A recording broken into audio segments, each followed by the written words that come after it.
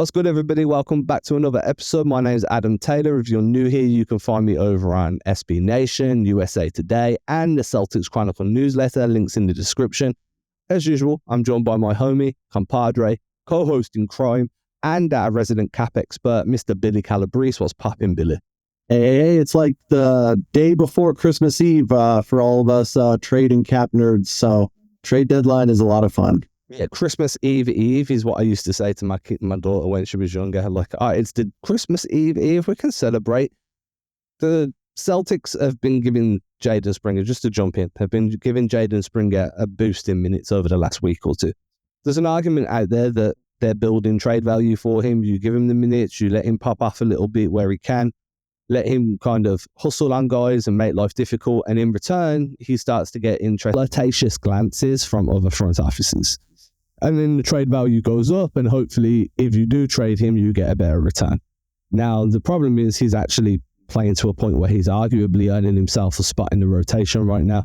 I feel like every time he checks in, he's hounding ball handlers. He's really impacting the way that the offense approaches things. He's probably been one of the better perimeter defenders on the roster over the last couple of weeks.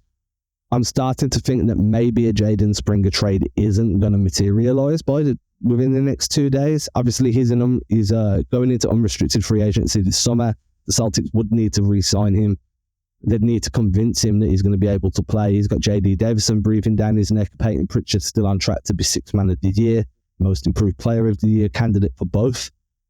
But at the moment, I do feel like it's worthwhile keeping Springer at least till the end of the season, which means now that 15th roster spot, which Brad left open all through the first half of the season for some flexibility and optionality, is becoming more of a talking point. How are you feeling about Springer?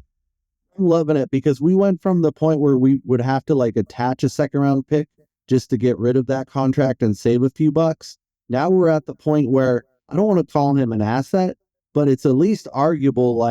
If you put him in a trade with somebody, with some picks for somebody that could maybe actually play or even be an end of rotation guy, that's way more on the table now than it was, 6-8 weeks ago. I wouldn't trade him. I don't think there's any value in trading him. I don't think what you're going to get back is going to be worth trading him. And I'm definitely not attaching picks to trade him for somebody else. But it is an interesting topic that everybody's going to go nuts for in the next 48 hours, trying to rack their heads to find a way. Yeah, dude, look, I've wrote 2 articles over on the Celtics Chronicle about potential trade options for Jaden Springer. Some are outlandish, Cam Whitmore, I'm looking at you. Some are more realistic. But with what we've seen from him in the last week or two, it does feel like it's more beneficial to have him on the bench. People talk about microwave scorers coming off the bench and changing the tone of a game, coming in, getting hot. Jordan Clarkson's made a career on doing that at an elite level. Springer is kind of like a microwave defender. You're going to bring him in. You're going to really change the tone defensively. It feels like there's a little bit of Marcus Smart to his game, just in the way that when he steps on the floor, he kind of grabs the defense by the scruff of the neck and leads them forward, shows them that tone setting.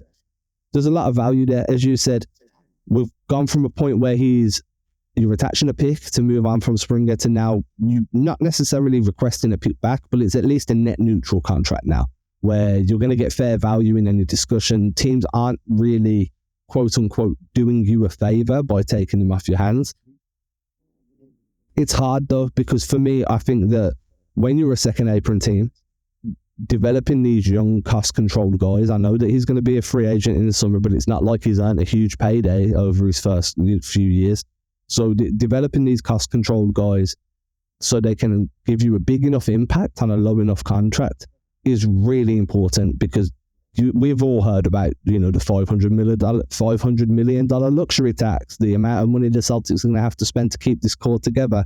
Springer is a good depth piece.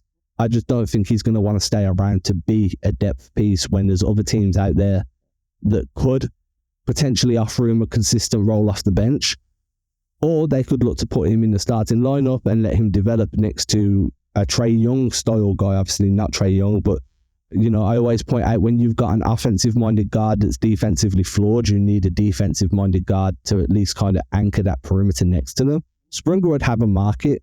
So if you don't think he's going to stick around, then maybe you do try and flip him. But the process of this thought exercise, I think we're going to operate under the assumption that he stays until summer. Yeah, that would be the way I would, just because we're going off Brad's track record. When he sees somebody like that he thinks has talent and he keeps them. If he doesn't, he cuts bait pretty quick. We saw him cut bait with Lamar Stevens really quick, Moses Brown, Bull. A lot of guys that they'll have in there just for a short period of time, he'll get rid of them quick. The fact that Springer has stuck around this long just proves to me that they see something in him that's worth kind of looking at. Yeah, I mean, he came in highly recommended from Sam Cassell. He's proving that he can play now. And having two guards in that depth rotation isn't necessarily a bad thing. I do wonder what it does mean for JD Davison, who's been recognized as like a G League rising star this year. He's still young. It feels like he's been on this two-way deal forever, but he's still young. He's still developing. I just feel like Springer gives you more of what you need than what JD does. JD's great. He's controlled chaos in the open floor, does a lot of cool stuff, a lot of fun stuff. I just don't think he fits the way the Celtics play, the way that Springer does. Yeah, it's not even close to me. I don't think Davison can play at the NBA level. I think he's like a god in G League, but the gap between G League and NBA is so vast. I mean, we just saw it with our friend Isaiah Thomas dropping 40 in his first G League game back. After like nearly a year away. And this is the problem, right? Like Springer has proven he can D up the best, most transcendent offensive talents in the NBA. He's D'd up on Doncic before and done a good job. He's D'd up on James Harden. He's D'd up on multiple elite scorers and held his own, if not shut them down, put the clamps on them for stretches. Obviously, you're never going to contain a transcendent scorer for more than a few possessions at a time. But if you can do it for a few possessions, then you're one of the better defenders that a team can lean on. JD Davison, I get blown by on defense. I do think that, as you said, I don't think he's an NBA talent just yet. I think he needs reps in the NBA, and he's not going to get them in Boston. He's a Russell Westbrook light, like the very light version. He's like, you know, when you've got like an iPhone, but then you've got like these random like My Phones from China that you can buy for like $15. He's like the My Phone version of Westbrook. Super cheap, looks the same, kind of similar in terms of the way it operates, but just nowhere near on the same level. Springer, on the other hand, you know what you've got is a proven commodity. But this leads us into the point that, there's still an open roster spot and there's still a lack of wing depth. And the whole issue with not trading Springer or not having Springer right now is the fact that, not trading Springer and keeping Springer right now is the fact that you still are short on wing depth. And one of the reasons Joe Mazzulla's leaning so heavily into these double big lineups this season is because it goes Jaylen Brown and Jason Tatum, Sam Hauser, no one. There's no Oshae Brissett, no Svi Mykhailiuk.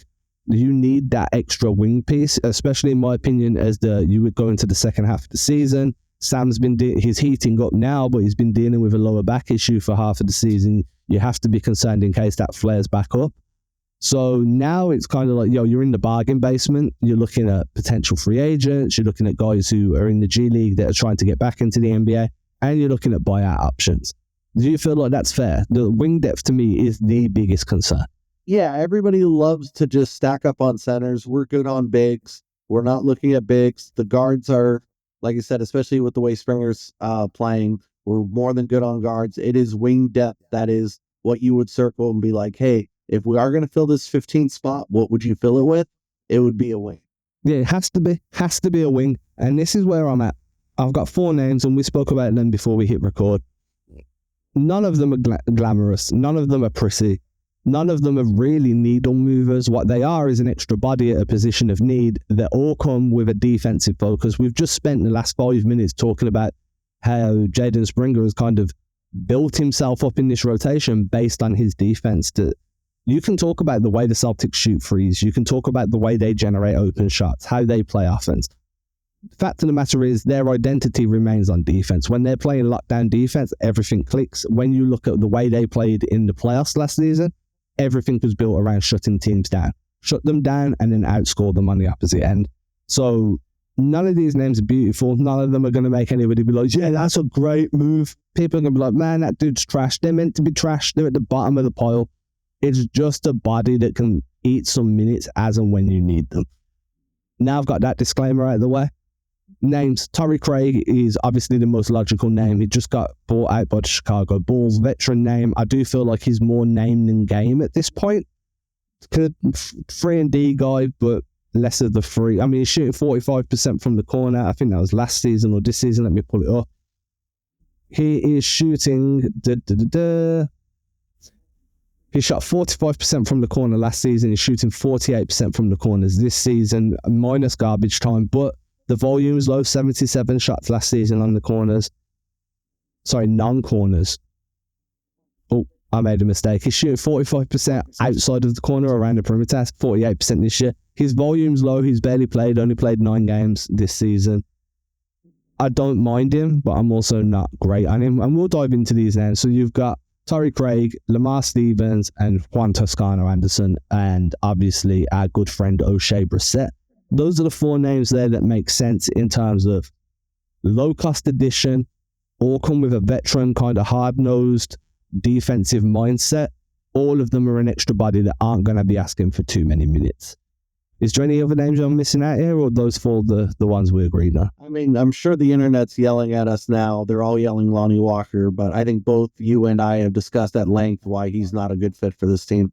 He also costs money, and the Celtics don't need to spend too much more money. So just to put it out there, Lonnie's got a provision in his contract over in, I think he's in Lithuania right now, where it's $400K or $450K you would have to pay to the team to release Lonnie out of that deal. That provision is in his contract until February 18th. So any NBA teams can come, pay that team just under $500,000, and then Lonnie's free. He's bought out of his contract. He can sign with you.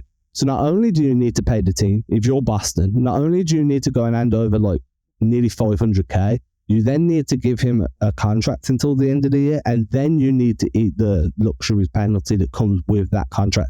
Granted, it's prorated, so, maybe he's only going to earn $1 million in contract. Maybe it's going to cost you $5 million in luxury taxes, so that's $6 million. Now you're at 6.5 when you've paid the other team. It's just extra money to spend that the Celtics really could do without spending. And that's one of the, if we don't even, before we even look at fit, just in terms of hardcore money, like they're not going to want to spend that extra $500K. They've left his roster spot open this long. They're not going to go and just throw, because they might as well have just kept him. Yeah, that would be my thinking, is if they really liked him, they wouldn't have let him go. If they thought he was that valuable or important, they wouldn't have let him go in the first place, because now you're going to end up paying more in the long run to bring him back. Yeah, and that's the problem. And I think that when we look at this from that type of point of view, it's really easy to be like, Lonnie brings a lot offensively. They don't need offense right now. There's enough guys that you can lean on that can give you offense. And we've seen that. What they need is another wing defender. They need somebody that can come in, crash the glass, play a little bit reckless, be physical, and just eat up a couple of fouls. Give JT or JB extra time to sit. Kind of slide in for Sam when Sam's not playing well. Just play the role that Oshae played last year, basically. You need just a chaos creator. And that's why Lamar Stevens makes sense. It's why Oshae makes sense. It's why Toscano-Anderson makes sense. And it's why I'm probably out on the Torrey Craig edition. And I know you are too, so I kind of want to let you dive into that. Yeah, his age, 34, you're already going to start to lose a lot of your offense, especially if you're relying on athleticism to get open. Not like he was, Javonte Green or nothing. He wasn't like a above the rim type player, but he has started to slow down. It's really shown with his games played. He's had injury issues. He's just had DMPs. There's been a lot of just him not being on the court that concerns me. And then his off the court stuff, I mean, I guess he's dating a famous rapper or something, so that's always fun. Who's he dating? Is he still with like Megan Thee Stallion or something? No. Somebody like that? No way. He is. Yeah, The Rock's going to be so upset. The Rock wanted to be her pet.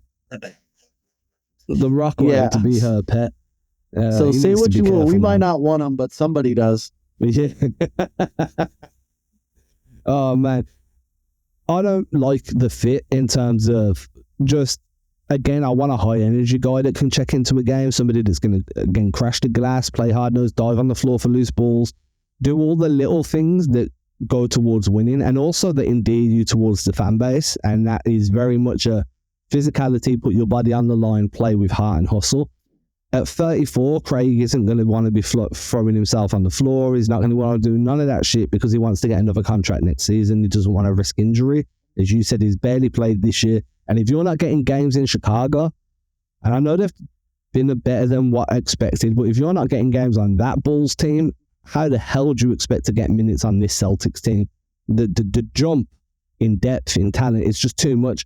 Again, I'm not expecting these guys to play, but if they do, I want them to be high motor, which is why JTA, Stevens, and Brissett all make sense for me on a low-cost deal, especially if they're okay kind of riding that bench. Yeah, I'm all in on like a Brissett. He fit perfectly last time. The argument versus him with Stevens, even though Stevens is younger, I believe Brissett can make an open shot just at a slightly higher percentage, so you at least don't get a complete zero on offense. Stevens is fun. I liked them both together, actually. I called them like the Goon Squad when they were both coming off the bench. So just having one guy that can come in, pick up a couple fouls, just kind of bully the game up, muck it up. Either one is a perfectly good choice to me, but I would just prefer Brissett because I think at the end of the day, if he is wide open for a corner three, it's like the Tillman or even Springer where I'm like, okay, he might make that 1 out of 4 or 1 out of 5 times. Stevens, I'm going to get the shot. I think Stevens kind of changed the narrative around his game a little bit when he went to Memphis last season. Memphis had no one, everyone was injured.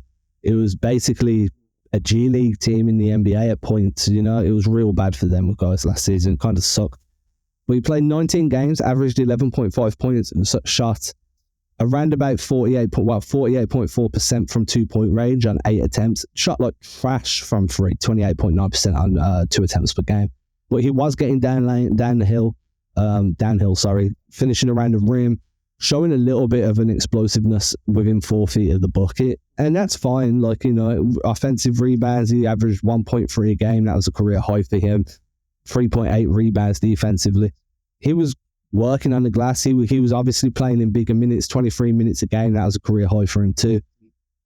But it's easy to make an impact when you're on the floor for that long. It's especially if there's everyone around you is kind of deferring to each other because there's no leading star. I don't think he'd be needed to take many shots, as you said, neither would Oshae, but Oshae can at least, when he crashes the glass, you know he's got a little bit more of a chance of getting a putback. I don't mind either of them, to be quite honest with you. Oshae comes in, for me, just gets that nod because you won a championship with this team last season. The system's pretty similar, especially defensively.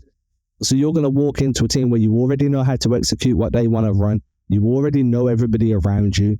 You won a championship with them last season. You'll be slotting into a very similar role. Kind of sucks because Oshae would have got much more minutes this year than last year just because of the depth issues they've had at the wing spot. But I wouldn't be mad if Stevens was the guy. If Stevens comes in because Oshae is like, no, I'm enjoying playing. I don't want to sit on the bench. I've already won a chip. I'm going to hold out and wait for an opportunity. Then you can turn your attention to Stevens and be like, yo, do you want to win a chip? Or do you want to contend for a chip? Right? Come here for the rest of the season. Stevens, to me, is a 1B next to O'Shea's 1A. And that leaves us then with Juan Toscano-Anderson, who isn't awful, but also, isn't exactly a needle mover either. He's just a bit older. Yeah, and I just worry about health with him. I just think he's slowing down at least more rapidly than even the other guys. Good player, but I think his best years are behind him. I don't even know if he could give us like a Blake Griffin style run. I just don't see it. I mean, that Blake Griffin run was fantastic. And the difference is that Blake Griffin used to be a star. So when a star gets bad, they're still good. When a good player gets bad, now they're just bad. And JTA was always just an okay to good-ish high-energy guy. Yeah, he won a chip with Golden State. Okay, cool. But he was a role player then. He's definitely regressed. Got some good size and length, though. Can give you a little bit of physicality off the bench. Can plug some minutes. A bit more experienced as well. I've got him as the 2. So you've got 1A is Oshae, 1B is Lamar. At 2 is JTA. At 4 is Torrey Craig. That's kind of where I'm at. Torrey Craig is like my least favorable option of everybody. Oshae Brissett's my most favorable. Then obviously 1B and 2. Yeah, we're on the same page there. I will do a different ranking of most likely things. I still think the most likely thing is to leave the spot open. And I still think the second most likely thing, if we do want to fill that spot, it would be to upgrade one of the two-way guys. And out of the two-way guys, the only one I think that would be worth it, and they've already kind of showed him some love, especially in the first half of the season, was Peterson. Peterson fits offensively really well. I've liked Peterson. I actually thought at one point that they were going to convert him a few months back or a few weeks back. Stretches the floor well, can shoot a little bit, rebounds, plays with hustle, plays with heart. Defensively, there's some question marks. I wonder. So the reason I'm kind of like against this in a way, and I'm not really against it, but just for devil's advocate, the reason I would be against it is I trust Oshae or Lamar to play the same type of defense in the playoffs. I trust that what they bring is going to be able to be brought any game, anytime, anywhere, because it's so like effort-based and intention-based. I don't know whether I trust Drew to do what we've seen from him in spurts during the postseason, because his value comes more on the offensive end than it does on the defensive end. Don't get me wrong, he can guard up, but he's not like, I don't look at him and be like, you're a high-level defensive piece, or even like a chaos creator, or I like the word event maker, so you're not a defensive event maker. Whereas Oshae is a defensive event maker, Lamar is a defensive event maker. I just wonder whether if Drew Peterson was given that position and then they needed to lean on him in postseason, does he just become somebody that opposing teams target? The same way they did with Hauser, but Hauser proved himself, and Peterson, if he was going to prove himself, I want it to be in the regular season. Yeah, he would need to do like a crash course of the Hauser defense, because the Hauser defense, it took years for that to happen. And I don't know if, like I said, if you upgrade him so quickly that, I don't think it can be taught that quick. That would be definitely the issue there. It's the plug and play offense makes sense. You can run him off flare screens. You can have him spot up in the corner. You can ask him. He's shown value in terms of like attacking a closeout off one or two dribbles and then redirecting the rock or pulling up. Offense, you can kind of plug and play him. I just don't know whether finding space and creating space becomes far more difficult in the postseason. Teams shut you down quicker, they hedge quicker. I'm not sure whether his processing speed is at a level that it needs to be able to earn minutes and actually provide value in those minutes during the playoffs. And that's my biggest concern, because if you're adding a depth piece, the hope is you never have to call on them. But the idea is that if you do, they can contribute, and that's where I lean towards more of a defensive-minded guy, because at least they can contribute. Do you think they're going to drag this out as long as possible just to see what Sam's health's like? Because obviously they don't have to wait till the trade deadline. Like, they could sign somebody well after that. That's not like they're cut off for filling that 15th spot. So it feels like they're just going to wait and see how confident they are in Sam, which, could bite you, because you could have a freak accident, freak injury at any time. But it does seem like they're kind of monitoring that before they make a decision. Yeah, I think so. I think that when you look at the luxury tax and the way everything is pro rata, the longer you drag it out, the less it costs to add that, to fill that 15th roster spot. It's one of those things where the longer you wait, the cheaper it becomes. I don't see Lamar Stevens or Oshae Brissett or JTA getting swept up. All three of those guys are currently in the G League. There's a chance someone picks up one of them, but I don't believe all three would be off the board in a month's time, 6 weeks' time, whatever it may be. And Sam's slowly building up right now. He's had a run of good games. His shot seems to be coming back. When he's playing the way he is at the moment, the team's just way better offensively just because of the gravity. I think you do drag it out, but I also believe that there's a very clear need for a defensive-minded wing, and I'm not a huge fan of all these double big lineups and what it takes away from the fluidity of the offense overall, especially when it's not the KP and Horford double big. I think Luke Cornett's been fantastic. I don't really like the Luke Cornett and KP lineup at all, to be quite honest with you. I'm a little bit skeptical of Cornett in a double big lineup in general.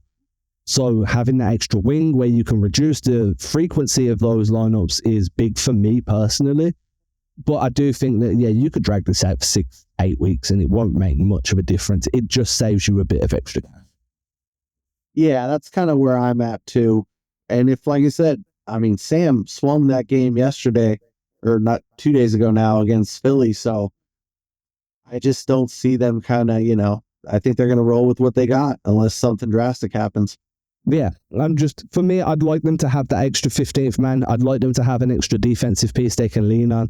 I think that, we've just seen Dallas make a trade. They flip Luka, and their reasoning is defense wins championships. Add another defensive wing then. Do what you need to do in terms of the Celtics, obviously. So, yeah, I'm going to just say Lamar Stevens, Oshae Brissett, either one of those guys on just a minimum deal to the end of the season. That makes sense for me. And people are going to absolutely crush us in the comments, but I'm fine with that. Yeah, I'm actually going to go even further. Peterson is the one I think you just upgrade him and give him the regular roster spot. I think he's earned it. He's made enough of an improvement. That's fair. Okay, I can see that. I'll push back, just saying that, playoff is different. I'm concerned about how we do in the playoffs, but I've enjoyed watching Peterson all season. I've sung his praises on socials a few times this year. So it's not like I'm going to be like, no, dude's trash. I understand it's not who I'd choose, but I get it. Yeah, and if the 15th man's playing in the playoffs, you have problems already. Or exactly. You're up by a lot. So exactly. Way. But again, I do think that the way Joe plays is it doesn't matter where you are in terms of where you fall on that roster. If you've got what they need at that moment in time, he's going to give you some run. And I wouldn't mind a Jaden Springer, Lamar Stevens, or Jaden Springer, Oshae Brissett, stay ready defensive group that could just come in and hang guys and just be a pain in the ass. That doesn't scream terrible to me at all. No, and if we don't have Brissett, who's going to film the video blogs when we win the championship? So you know what I'm saying, dude? This is what I'm saying, right? And everybody, you've been listening to the Celtics Chronicle. Make sure you go show me some love over on socials. But more importantly, make sure you sign up to the newsletter. The link's in the description below. I'll probably pin it as a first comment as well. Billy, where can everybody find you? The Real Sibo on X, and let's keep hitting that letterbox. CBO041, all 10 Best Picture nominees, rated and reviewed. Check it out. There we go, y'all. Sign up to the channel, subscribe, show love, do all that good shit, and we'll catch you again probably tomorrow. If not, then on Thursday when we will be going live for the trade deadline. Peace.